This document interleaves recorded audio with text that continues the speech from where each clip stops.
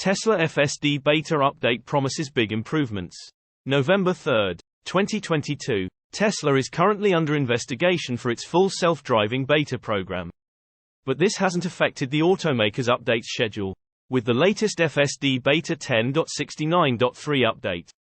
The manufacturer hasn't added any new features, yet it seems to have changed a multitude of aspects of that affect how the system operates. It sounds like its changes should be immediately visible. The update was first rolled out to Tesla employees yesterday and should start reaching members of the public beta program in the very near future.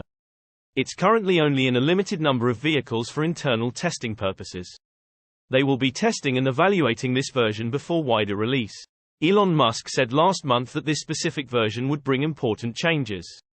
He said it features several major architectural upgrades and because of the update's complexity, it wasn't ready for its initially planned rollout date. There isn't any footage online of FSD Beta 10.69.3 because it's not yet in public hands, but the most recent public versions, 10.69.2.2 and 10.69.2.3, is featured in several videos and it shows improvements in some areas, but nothing especially significant over what we've seen in recent months. One tester even says it's a step back. The release notes for 10.69.3 list the following changes: upgraded the object detection network to photon count video streams and retrained all parameters with the latest auto-labeled datasets with a special emphasis on low visibility scenarios. Improved the architecture for better accuracy and latency. Higher recall of far-away vehicles. Lower velocity error of crossing vehicles by 20%. And improved VRU precision by 20%. Converted the VRU velocity network to a two-stage network, which reduced latency and improved crossing pedestrian velocity error by 6%. Converted the non-VRU attributes network to a two-stage network, which reduced latency. Reduced incorrect lane assignment of crossing vehicles by 45%, and reduced incorrect park predictions by 15%. Reformulated the autoregressive vector lanes grammar to improve precision of lanes by 9.2%. Recall of lanes by 18.7%, and recall of forks by 51.1%.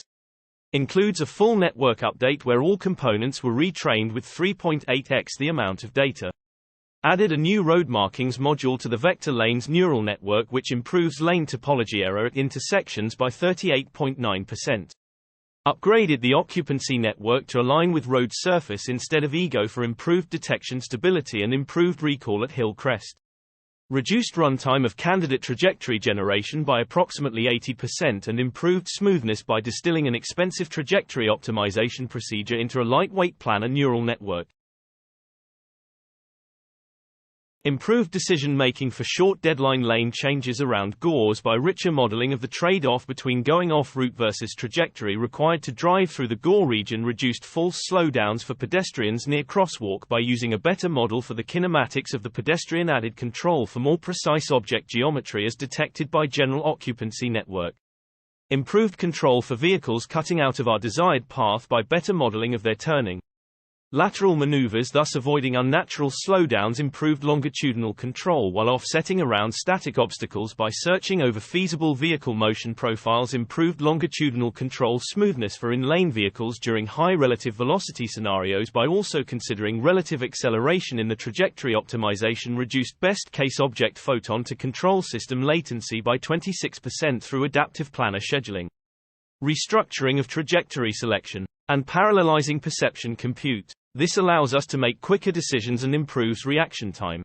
Source reposted and summarized from Andrei Nedelea at insideevs. My take: getting closer and closer. How long before we have a 100% full version?